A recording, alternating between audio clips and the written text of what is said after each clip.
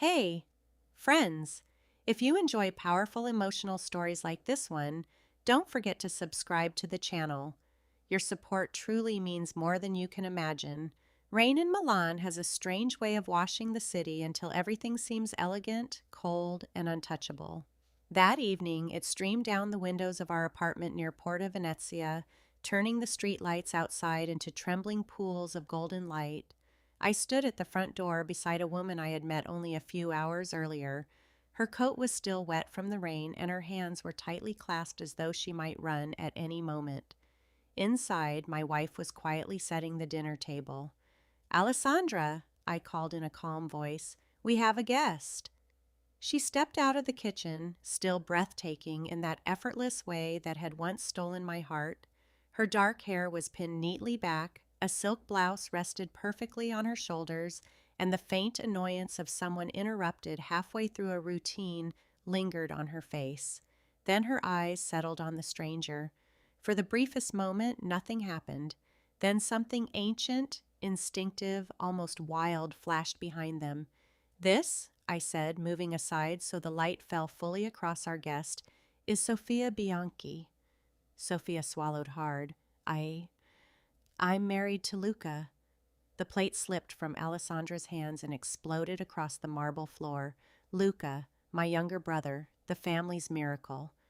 The one who survived the accident that killed our father while leaving me with a permanent limp and a lifetime of being the careful one." I had imagined this moment for months, replaying it in my mind like the final act of a tragic opera. Even so, the silence that followed weighed far heavier than I had expected. "She's the wife of your lover," I finished quietly. Alessandra let out one short, disbelieving laugh.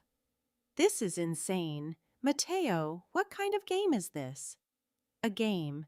That single word burned. I grew up in a family where truth was optional, but loyalty was expected without ever being earned. After the highway accident when I was 16, Luca became the miracle who had returned from death.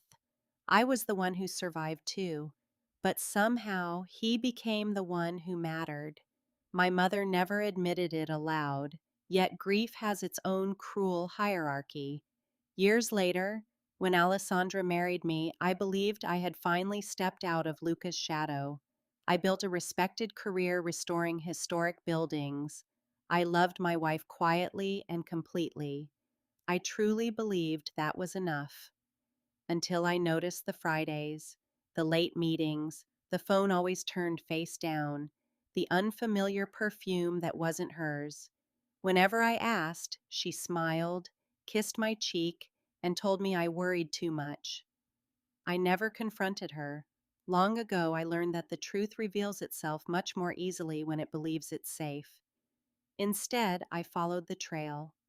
A hotel in Como, a shared cloud folder accidentally synced to our home computer, and finally, a name: Sofia Bianchi. It appeared beside a charity gala Luca insisted he couldn't attend. Meeting Sofia was the hardest part. She was nothing like Alessandra. She was gentle, anxious, a school teacher from Bergamo who still believed apologies meant something.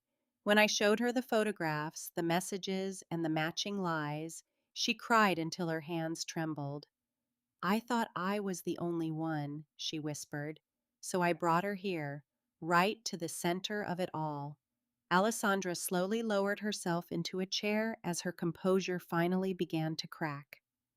"Luca and it wasn't supposed to." "Spare me," I interrupted. My own voice surprised me with how steady it sounded. "I know exactly how long it's been. I know where you've gone. I know every promise you made to each other." Sophia stood frozen, tears running silently down her face.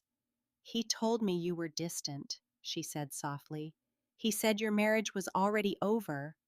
Alessandra looked at her, really looked at her. For the first time, something resembling shame surfaced. Or perhaps it was calculation. With Alessandra, it was never easy to tell. "What do you want, Matteo?" she finally asked. "To humiliate me?" "No," I answered. I want the truth exactly where it belongs, out in the open. The weeks that followed unraveled like a slow avalanche. Sophia filed for separation. So did I. But divorce was only the beginning.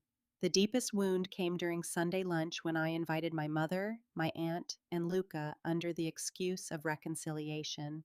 Luca arrived confident and charming, just as always. Then Sophia walked in behind me. The color disappeared from his face. I never shouted. I never accused him. I simply passed around copies of documents, financial transfers, shared investments, accounts that Alessandra and Luca had quietly hidden using my name. Fraud.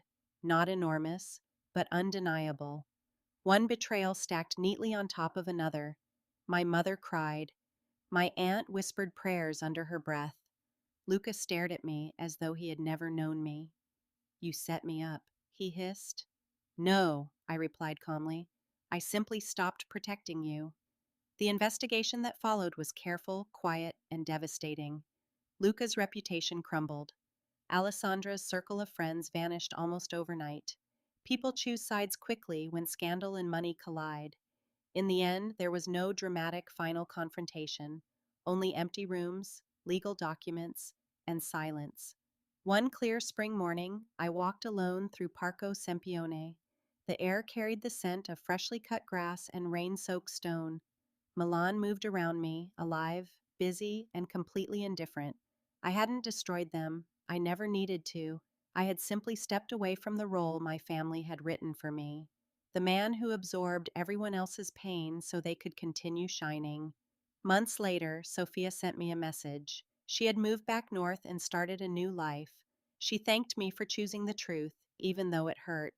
As for Alessandra, she called once. I never answered. Some betrayals echo across generations. Ending them doesn't feel like winning. It feels like taking your very first breath after spending years buried beneath the weight of someone else's lies.